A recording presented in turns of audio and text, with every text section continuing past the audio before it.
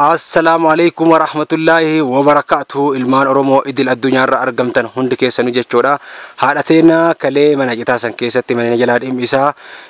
jedhanii bo'aa turanii daa'imni harka gaggabdee jedhanii bo'aa turan jechuudha. Bifa kanaan kunoo haadhateena bira dhaqee mana bara ijaarree fi balbalatti galchinee balbala takaafaachii kunoo maskootii illee wantoota garaagaraa illee jechuudha. Dhoqqeen illee dhiitamee jira. Inshallah dhoqqeen hanga ji'a tokkotti bukaa itti dhooyinee gaafa milkaa'ina manni kun dhumatee isin garsiifna. Hanga siifuu haadhateena namoonni baay'een du'aa itti galfatanii jiran jechuudha. Garatti aanuun immoo cuubee as jala beesan agartanii jirtanii yaala geessina jennee walii galleerra jechuudha. Yaala illee ni geessinaanii mana kanallee gaafa xumura milkaa'ina isaa bakka inni ga'e isin garsiifna waan irra ga'e isin garsiifna. Amma hangasiif haati teennaa gammadee jira uummata kana du'aayin godhuu qaba kan jedhu uummannis du'aayi barbaada kan jedhu isinirraa turre jedheetiin viidiyoo kana qabadhee isin biraan dhufaara. Mee haadha teennaa namoonni baay'ee yaada muraada qabna jedhanii gariin haadha teennaa gariin abbaa keennaa araarama jedhanii agartanii warroonni kalee mana citaa san keessa sin jala dhimbisu fidanii mana qorqorroo kana sin ijaaranii mana qorqorroo fi kushiinaallee kunoo manni kushiinaallee eegalamee jira. Mee gammachuu maaltu isin dhagame mee akkam jettan isin? Assalamu alaykum warahmatullahi wabarakatuh. Ya ilmu islama ya ilmu oromoo muluunu ilmaan tiyya adda addunyaati boru akiraallee rabbi isinaa kafanu rabbi isinaa sattaru wanta bakka kufte ol ka'uu hin dandeenyetu rakkoo kiyya hubattanii argitanii mana na ijaartanii daara na baaftanii nyaata na kennitanii qanani'ee duroomee namatti qixxaa'ee jiraadhe rabbi jazaa keessan jaayina taanaa isinaa gammachiisa. Allah Ashira Rabbi rahmata isinaa godhu Rabbi keessa isinaa tolchu Rabbi ta'uu tika ofii keessa isin haa horatu hana dharakattu muyyatti tanaa waliin akka loonii akka horiitittis isi tana uwwifadhee isi tana nyaachifadhee obaafadhee mana dhimmu keessa waraqaa irra kadhaa dhufa keessa na baaftanii jazaa keessa rabbi jaayinata hadha addunyaati boruu akiraadde rabbi isinaa qananiisu rabbi isinaa sattaru anuma harkaan qabu galmee rabbi bira guyyaa rabbi kadhaa addunyaati waliin arginellee gaafa dirree gammachuusaa rabbi wannoo argisiisu hadha addunyaati boruu akiraallee isinumaaf rabbiin qaba yaa ilma islaamaa yaa ilma oromoo asiif achiifillee hirkoon tiyyatuun rabbumatuun isinuma rabbi kayrii isinii haa godhu rabbi isinaa gammachiisu rabbi isinaa sattaru rabbi isinaa kafanu rabbi isinaa sattaru mirga isin haa dhaabatu adabaa isin jalaa haa cabsu akkasii naajima isin jalaa haa cabsu amiin amiin darajaa barakaa rabbi isinii haa godhu akkasii mana kanallee kunoo mana isinii ijaarame kanallee dhoqqeen gaafa bukaa'e dhoqqee isinii dhoysifna qalamii wantoota garaagaraa meeshaalee gara keessaallee ka uffata ka affatantu jira waan affattanillee waan uffattanillee akka hin qabne hin beekaa meeshaalee keessaa hunda isinii bin immoo namoonni kunniin du'aayi adada salaattanii adada kaatanii masjiidatti illee du'aayi akka gosi hartan dhaga'ee jira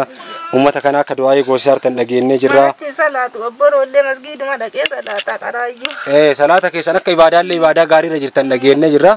maashaallah ibaadaallee haala gaariirra jirtanii wallahi kunoo mana kanaa barandaa isaallee bu'ee jira akkuma agartan kunoo manni kun sin gammachiise. Akka isin na hirkiftanii rabbi isin haa hirkisu akka isin na gammachiiftanii rabbi isin haa gammachiisu rabbi isin haa gargaaru darajaa barakaan isin haa ga'u qananii durooma jaayinataan gammada addunyaa akira rabbi isin haa gammachiisu rabbi jazaa keessa naa deebu ani hirkoo biraan qabuta rabbi olaanaa malee rabbi isin haa sattaru rabbi isin haa kafanu rabbi isin haa gargaaru rabbi isin haa gargaaru isinii na bira dhaabattan kulli ka yaadaan naa yaadillee rabbi isin bira haa dhaabatu rabbi isin haa hirkisu amiin kuno kaleessa kuno waan garaa kennaatti kuno bokkoo kanallee kanniin meeshaa waan nara rakkisu bitadhee galee gammadee rabbi isin haa gammachiisu gammaddaniirta amma wanni guddaan wallahi gaafsan boottanii imimmaan keessan arganii mana citaa keessa galaa mana citaa kun agartee akkuma alaa roobuun gan dhiphisaa wayita masjiida namni rooba kadhatu anasii dhimmuu sodaadhaa alaa kun wan akkuma alaa roobuu mana bu'aa mana keessa waraqaa irra dhaamu jettiin tuyyoon harka gaggabdu jettanii jigsaa gachiisa gubbaanillee garrooba akkuma agartan kana gubbaa fi jalaanillee gajjijjiisa jechuudha abbaan warraa akka beeraawii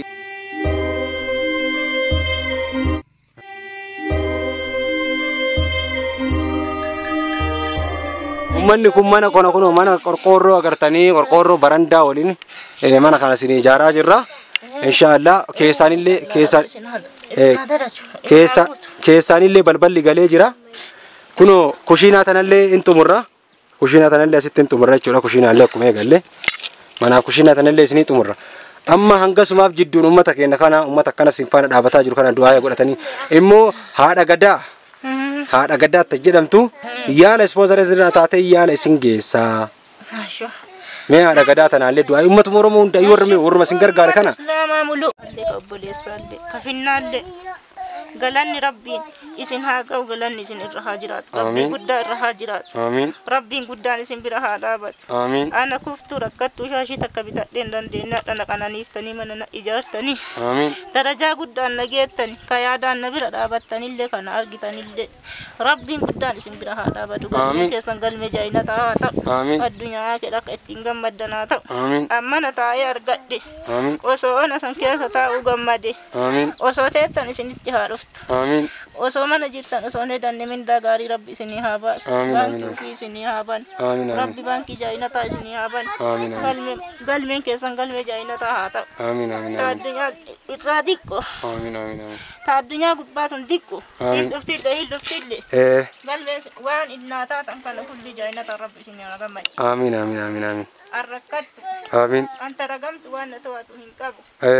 أول نتواتون قبوان لكل كلامه بالبلا هنقبو الله أكبر أنا نيجود درب اسمها قوي آمين آمين مبيكا يا داموراتك يسر رب مبيكا كهذا كذا تجرا كأبا كذا تجرا أبو ربي يا داموراتك يسنها قلت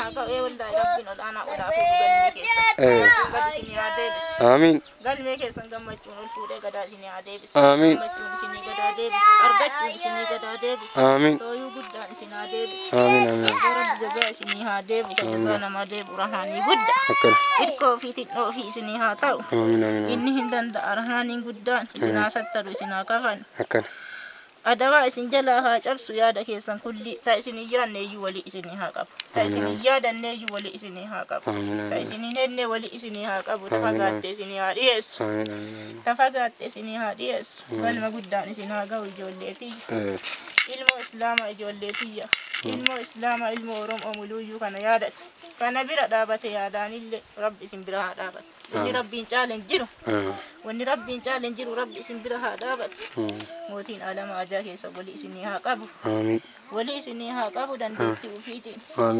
dandeettii ufiitiin wali isinii haa qabu isinirraa fagaattellee isinii haa dhiyeessu ajaa teessan gabaabinna isinii haa fixu rabbiin guddaan adawaa isin jalaa haa cabsu zaalima isin jalaa haa cabsu jala haa cabsu dhibee guddoo dhibee hamtuu dhukkubbi maila shurraa keessan illee qoreen hin waraane osoo mana yaalaa dhadhe ufumaa isin keessaa haa tuutu rabbiin aadamaa keessanuu dhibeen godhatin qaamni keessanuu dhukkubbiin godhatin rahaaniin guddaan qilleensumaan isinirraa haa fuudhu dandeetti ufiitiini rabbi rahmata isinii haa godhu rabbi jazaa isinii haa deebi'u rahaaniin guddaan yaalallee isin geessina wallaahi nama yaalallee isinii qabatee jira haadha gadaa kun inshallah amma itti himna haadha gadaa rabbiin irraa jaalatu intala haasaa wayiiti Amina Burqaa jedhamti isiin tuni maal si jettee yaalallee mujattii tanaallee rabbiin agartee salaata booda hin dagatinaan Amina tana rabbi irraa jaalatu rabbiin fideeta maan balbalatiyya si dhaabe kanaayyuu sareetiyya rabbi gammachuu wayiitiin si haa dhaabu ilkoo wayiitiin si haa dhaabu osoo ati na dhufuu baattee maal harkaa qaba rabbiin jazaa si haa deebu sareetiyya rabbiin si haa hirkisu eessa dhaqaan osoo